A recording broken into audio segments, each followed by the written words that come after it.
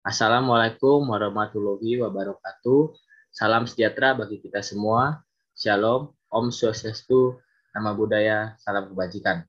Kami dari kelompok 10 Final Project Menggambar Teknik dengan dosen pembimbing Ibu Rainisa M. Herianto akan mempresentasikan progres yang telah kita buat untuk membangun kembali Dusun Stamplat Girang. Next.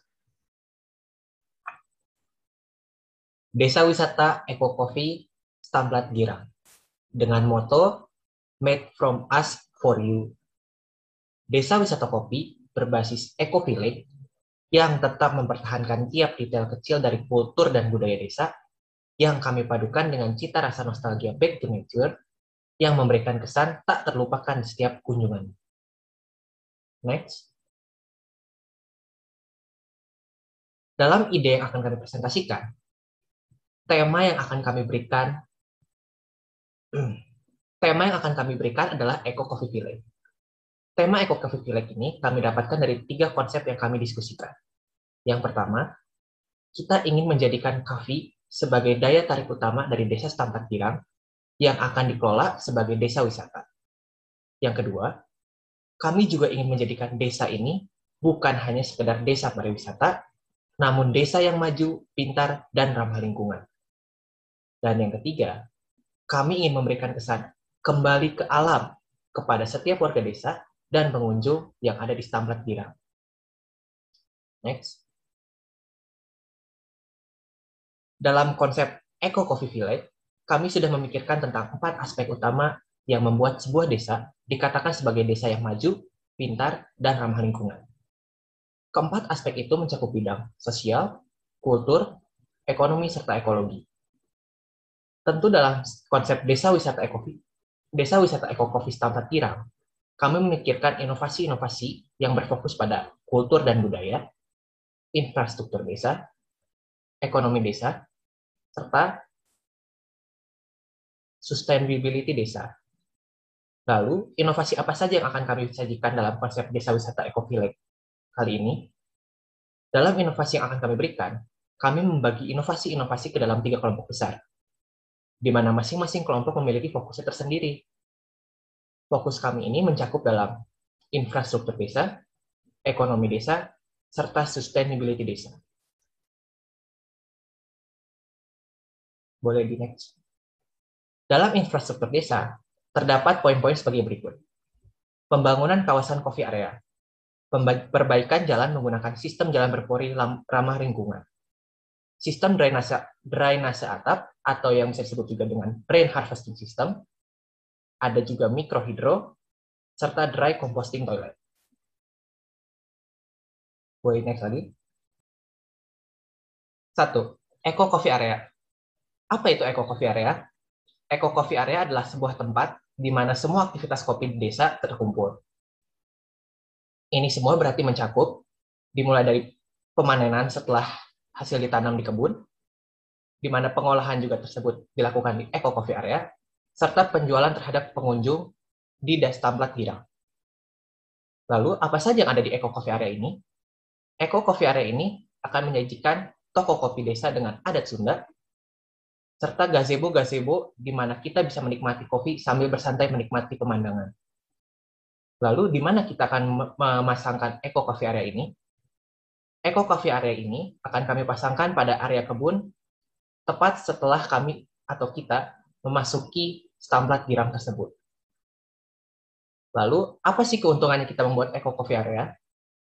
Keuntungannya adalah setelah kami mendengar bahwa warga merasakan resah terhadap bagaimana proses penjualan kopi dari dusun atau desa, warga tak perlu resah lagi karena warga dapat langsung menjualnya secara face to face atau muka ke muka terhadap pelanggan yang datang ke Stamplat Girang.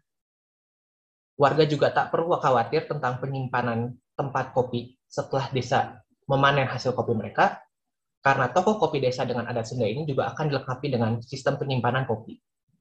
Boleh di next?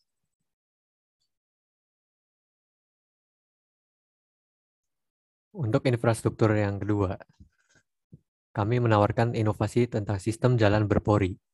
Latar belakang dari sistem jalan berpori ini kami dapatkan setelah kami melakukan survei ke desa Stamplat Girang, dan kami menemukan bahwa jalan di sana dalam kondisi yang kurang bagus, dan terdapat banyak genangan air. Sistem jalan berpori ini merupakan salah satu solusi dari kami yang saya rasa merupakan solusi yang paling efektif. Selain itu, pembuatan dari jalan berpori tergolong tidaklah sulit dan ramah lingkungan.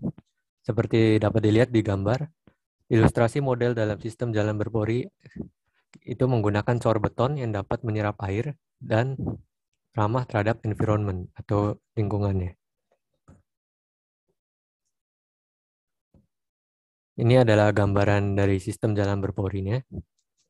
Kita mengambil sampel dari potongan jalan utama, lalu saya melakukan potongan memanjang dan melintang dengan ukurannya 1:1 skalanya. Lalu pertanyaan yang muncul adalah kenapa harus jalan berpori? Dalam konteks ini, kita menawarkan jalan berpori karena banyak sekali keuntungan yang didapat dari pembangunan jalan berpori ini. Yang pertama, meningkatkan kualitas air tanah. Bagaimana bisa jalan ini dapat meningkatkan kualitas air tanah? Ini dikarenakan jalan berpori ini dapat menampung air hujan, atau air hujan dapat melewati bagian-bagian jalan berpori ini dan masuk ke tanah sebagai groundwater atau air tanah, yang nantinya akan meningkatkan kualitas air baik dalam air tanah ataupun dalam siklus air. Karena tekstur dari betonnya yang terdapat di jalan itu berpori, sehingga dapat menyerap air. Sehingga pada poin kedua, jalan berpori ini dapat mencegah banjir. Yang ketiga tentunya dalam skala kecil tidak menimbulkan genangan air saat hujan terjadi. Lalu yang keempat dapat mengurangi polutan air. Hal ini dapat diakibatkan karena partikel air yang masuk itu partikel-partikel seperti misalnya bakteri atau tanah, sedimen, dan lain-lain yang bercampur dengan air itu akan mengalami filtrasi secara tidak langsung oleh beton yang berpori tadi. Yang kelima adalah meminimalisir dari erosi. Saya pikir ini merupakan penting karena apalagi daerah ini terdapat di daerah dataran tinggi. Erosi itu dapat terjadi saat hujan turun. Yang keenam, mengurangi efek panas radiasi matahari atau UHI effect. Maksudnya adalah kita tahu bahwa kalau di aspal biasa atau jalan-jalan biasa, bukan jalan berpori, pada saat keadaan siang atau mataharinya sedang terik, pasti akan terasa panas jalannya. Namun dengan jalan berpori yang kami tawarkan ini, Anda tidak perlu khawatir dengan hal tersebut. Karena efek panas itu tidak akan terasa pada jalan berpori. Kenapa demikian? Karena jarak antar partikel itu sangatlah kecil, sehingga panas tidak bisa ditampung di dalamnya, melainkan air-air ada di dalamnya. Yang ketujuh, poin yang penting dari sini adalah jalan berpori ini ramah lingkungan. Ini yang menjadi konteks utama kita untuk memilih jalan berpori. Dan tidak usah khawatir juga karena sudah tersertifikasi oleh ISO dan OSAS yang internasional sertifikasinya. Untuk model bisa dilihat di seperti gambar di kanan. Itu dijelaskan bahwa bisa menampung void 35%, bisa menampung aliran air 1001 meter persegi per menit, dan daya tahannya cukup besar yaitu 10-20 Newton per milimeter persegi, dan kelenturannya itu 1,5-3 Newton per milimeter persegi. Untuk jalan yang tidak terlalu banyak kendaraan ini sangatlah efisien dan efektif.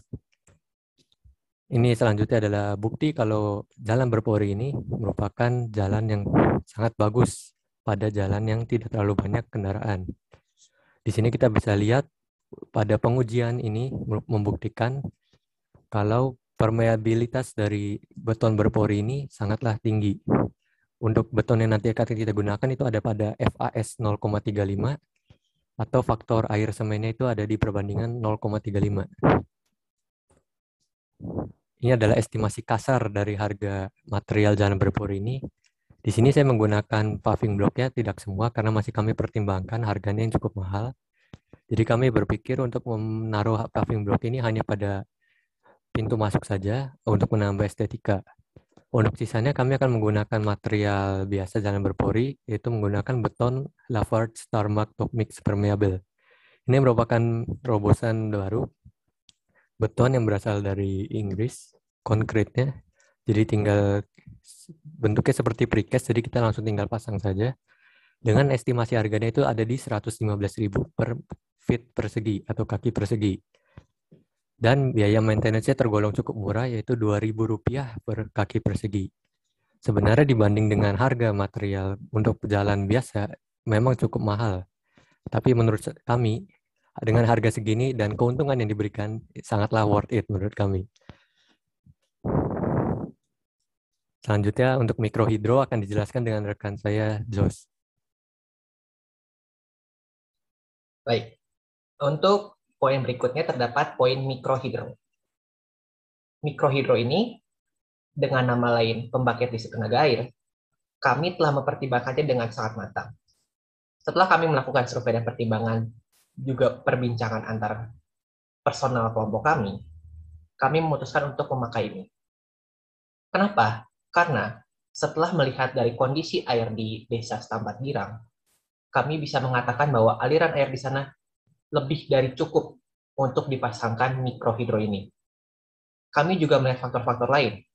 Kenapa kami tidak menggunakan pembangkit listrik tenaga angin maupun tenaga surya? Karena kami melihat di sana bahwa di sana terdapat banyak pohon, juga faktor cuaca yang sering mendung, sehingga membuat pembangkit listrik tenaga angin maupun pembangkit listrik tenaga surya kurang memungkinkan untuk dipasang di sana. Mungkin bisa dilihat juga di sini pada slide kali ini terdapat gambaran bagaimana nantinya akan jadinya mikrohidro di Desa Setampat Girang. Boleh di next. Untuk slide kali ini kita bisa melihat bagaimana seharusnya proses atau cara kerja dari mikrohidro yang akan kami pasang di Desa Setampat Girang. Boleh di next lagi. Ini adalah bagian-bagian dari mikrohidro yang akan kami pasang nanti.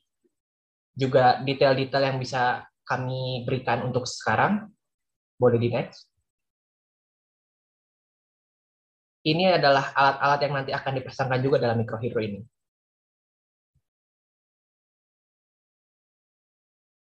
Selanjutnya, dalam sisi infrastruktur yang akan kami tawarkan atau kami bangun juga adalah sistem drainase atap yang akan dijelaskan oleh saya. Sistem drainase atap ini kami rasa sangatlah penting. Kenapa? Karena pertama, kalau ada dataran tinggi tentunya curah hujan akan lebih besar dibanding dengan yang dataran rendah. Itu yang menyebabkan kami berpikiran untuk membuat rainwater harvesting method ini atau metode penampungan air hujan. Untuk apa ini kita tampung air hujannya? Air hujan yang kita tampung ini bisa digunakan berbagai hal atau kita bisa sebut multifungsi. Kita hanya perlu seperti di gambar tersebut, kita hanya perlu modal talang air atau dengan ditambah penampung airnya dengan pipanya. Dengan metode rainwater harvesting ini atau pemanenan air hujan ini, kita bisa memanfaatkan untuk kebutuhan MCK, kebutuhan agrikultural atau pertanian, dan kita juga bisa menggunakan sebagai air minum dengan filtrasi khusus.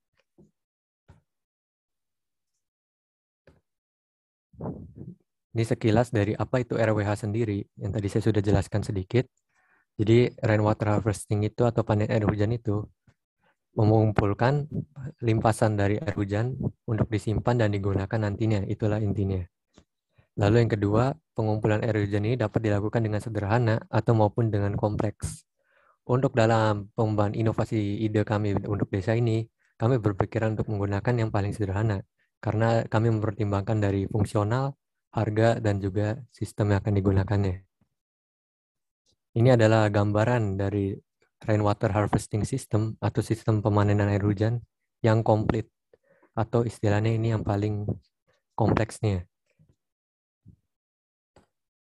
Nah, inilah jenis instalasi yang akan kami gunakan atau kami tawarkan, yaitu yang pertama adalah dry system dan yang kedua adalah dengan rail barrel. Dry system itu menggunakan torrent seperti gambar di samping itu kiri.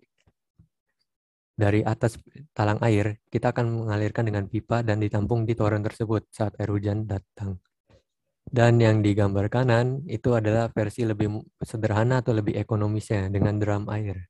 Kita bisa dilihat di situ di dalam airnya juga ada keran air yang kita bisa gunakan untuk berbagai macam kebutuhan. Selanjutnya, infrastruktur yang kami tawarkan juga adalah dry composting toilet. Kenapa kami bisa menawarkan ide sistem toilet kompos ini? Pertama, hal yang menjadi pertimbangan kami menawarkan ide ini adalah saat kami melakukan survei ke sana, kami melihat bahwa kamar mandi atau toilet umum yang ada di sana itu kami rasa kurang higienis dan kurang fungsionalis. Jadi kami berpikir untuk membuat konsep toilet yang ramah lingkungan, lebih fungsionalis dan tentunya higienis. Ini adalah gambaran dari sketsa yang akan kami buat. Bisa dilihat seperti di gambar.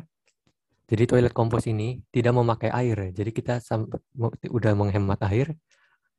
Hasil dari kompos tersebut juga kita bisa gunakan sebagai pupuk dari tanaman ataupun kita bisa gunakan lagi untuk nantinya kesuburan tanah. Selanjutnya, aspek yang tidak kalah penting dari fokus kami adalah ekonomi desa. Pertama, apa yang akan kita lakukan atau apa yang akan kami tawarkan dalam pembangunan ekonomi desa ini? Yang pertama adalah sistem transportasi pengunjung. Apa sih latar belakangnya? Kami membangun sistem transportasi pengunjung ini atau stamp-plat ojek kami beri nama karena kami rasa jalan untuk masuk ke dalam desa ini cukup jauh. Tidak semua orang akan mau jalan kaki untuk berkunjung, apalagi dalam rangka wisatawan. Yang kedua, kami akan tentunya menjadi fokus kami atau tema kami sendiri kan Eco Coffee Village. Jadi kami tentunya ekonominya akan kami fokuskan kepada kopi. Kami juga mendengar keluhan seperti yang teman saya tadi bilang, Jos, kalau kopi yang biji kopi yang didapat ini, para warga sekitar itu memiliki keluhan kalau mereka ini ingin biji kopi ini diolah oleh mereka sendiri atau tidak dilempar ke tangan ketiga sehingga harganya tidak menguntungkan banyak. Jadi kami menyimpulkan dan kami berdiskusi lalu kami memutuskan untuk membangun ekonomi dari sisi kopinya. Yang ketiga, bagaimana bisa kita kan butuh SDM untuk mengolah kopinya. Nah, kami sudah memikirkan cara dan salah satunya cara yang kami tawarkan adalah pelatihan satu orang desa ini dari SDM ini kita latih ke tempat kopi terkenal yaitu Starbucks. Lalu yang keempat, kita akan membuat sendiri kemasan dari kopi ini. Kita mungkin nanti akan beri nama dengan Stamplat Coffee yang akan kita desain sedemikian rupa dengan adat stamplat dan kita tambahkan juga di sana nanti kemasannya dan jenis-jenis biji kopinya.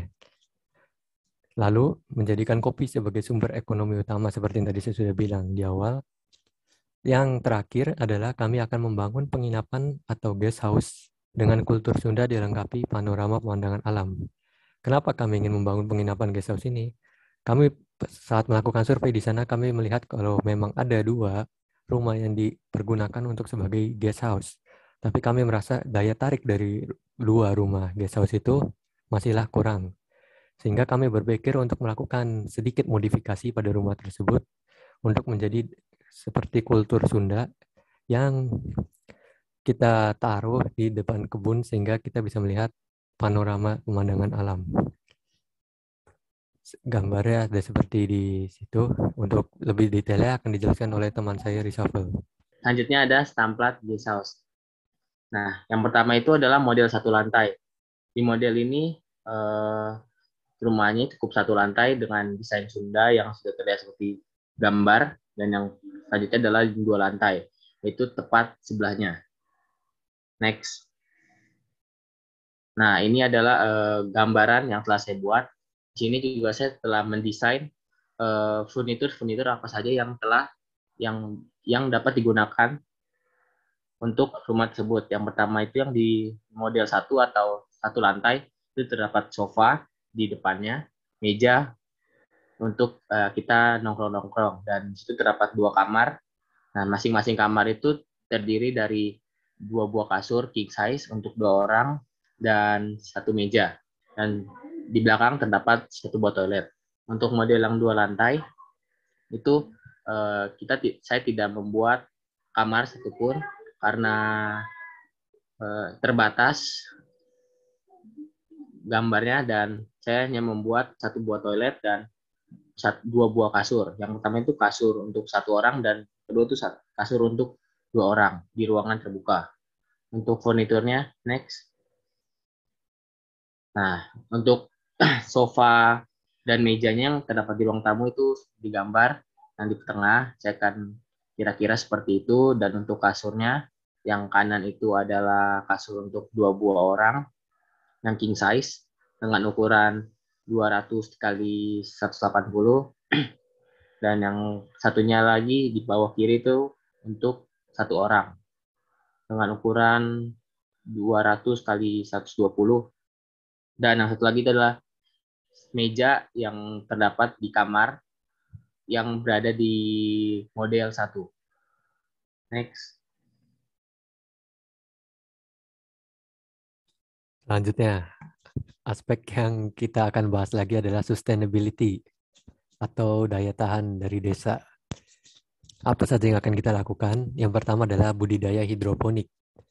Saya melihat kalau di sana itu pas survei kemarin ada beberapa hidroponik yang dipasang dan saya merasa itu sangat bagus sekali untuk dikembangkan. Dengan kondisi suhu yang relatif dingin dan kondisi yang tidak memungkinkan untuk menanam berbagai jenis tanaman, kami memikirkan kalau hidroponik ini merupakan solusi yang paling baik dalam menangani permasalahan sustainability ini. Yang kedua adalah sistem kandang bertingkat atau terraced cage. Sistem kandang bertingkat ini kami dapatkan juga inovasinya saat kami melakukan survei di sana. Kalau kami melihat itu sistem kandang itu sangat berpisah-pisah. Dan yang ketiga adalah greenhouse. Greenhouse ini merupakan masih konsep kasaran kami karena kami melihat di sana tanaman-tanaman yang di sebelah hidroponik itu masih kurang teratur dan penggunaannya masih belum dimaksimalkan. Ini adalah gambaran dari hidroponik sendiri. Hidroponik sendiri ini nanti yang akan kita tanam itu berbagai macam, tapi mungkin akan kita fokuskan pada misalnya kangkung, lobak, dan pakcoy. Seperti kita bisa lihat di gambar tersebut, dalam hidroponik ini kita tentunya membutuhkan pipa PVC. Lalu kita membutuhkan juga pompa air dan nutrien yang dipakai pada tanaman. Estimasi harganya sendiri ini ada di sekitar 2 jutaan untuk satu hidroponik ini. Itu udah sangat bagus dengan harga segitu yang kita dapatkan kualitasnya. Yang kedua, inovasi yang kami tawarkan adalah terraced cage atau sistem kandang bertingkat. Kenapa kami menawarkan inovasi ide ini? Karena kami melihat kalau sistem kandang bertingkat ini dapat menjadikan sustainability desa itu meningkat dari berbagai aspek. Keuntungannya dapat kita lihat seperti yang pertama, pembuatannya itu mudah, relatif mudah, karena kita bisa tinggal besi ditumpuk-tumpuk seperti kandang dan kita taruh di sampingnya itu seperti talang untuk makanannya. Yang kedua, perawatannya mudah atau maintenance-nya tergolong mudah karena dapat dibongkar pasang. Yang ketiga, mobilisasinya praktis. Ini kita bisa pindahkan kemana saja dengan satu orang saja. Tenaga satu orang kita bisa pindahkan kemanapun. Dan yang keempat adalah relatif murah dalam cost-nya. Yang kelima tentunya yang menjadi aspek kita adalah ramah lingkungan. Dalam pembangunan sistem kandang bertingkat ini, sebenarnya kami ingin menaruh tempat kandang bertingkat ayam seperti gambar di situ di atas kolam ikan. Kenapa kami ingin menaruh seperti itu desainnya? Karena saat kita memberikan makanan kepada ternak, itu sekalian. Jadi sangat praktis, efisien, dan menghemat waktu. Saat kita memberi makan ayam, sekaligus kita memberi makan ikan yang ada di bawahnya. Dan saya rasa sistem bertingkat ini sangat mudah dalam pemberian makan dan pemberian nutrisinya. Lalu yang terakhir adalah konsep kasaran kami yaitu greenhouse. Sebenarnya greenhouse ini masih kami pertimbangkan juga karena cost-nya sendiri yang sangatlah mahal. Yang pertama, keuntungannya sendiri yaitu tidak mudah terkena hujan atau tanaman yang di dalamnya itu tidak terkena hujan karena dilindungi oleh kaca. Namun matahari tetap masuk karena kita menggunakan material kaca ini. Yang kedua, sayuran yang tanam pada greenhouse ini tidak terkena air hujan ataupun udara yang kotor. Sehingga penyakit ini dapat kita minimalisir secara signifikan, walaupun tidak sepenuhnya. Yang ketiga adalah proses pemupukan lebih efisien, karena Karena greenhouse ini sebenarnya kan kita yang mengontrol semuanya. Kita sebagai variabel kontrol yang mengontrol tanaman-tanaman yang ada dalam greenhouse ini. Sehingga efek-efek luar dapat kita minimalisir. Dan yang terakhir adalah kualitas dan kuantitas produksi yang kita dapatkan itu lebih baik. Kenapa lebih baik? Karena kita kontrol tiap hari dan kita bisa update di dalam situ. Greenhouse itu kita dapat melihat semua tanaman itu terorganisir. Sebelum menutup presentasi kami, saya memberikan satu buah quote dari Neil Armstrong yang berisi your best quote that reflects your approach. It's one small step for man, one giant leap for mankind. Sekian presentasi dari kami. Mohon maaf bila ada salah kata, karena manusia itu tidak sempurna dan kesempurnaan hanyalah milik Tuhan semata. Terima kasih. Salam sipil.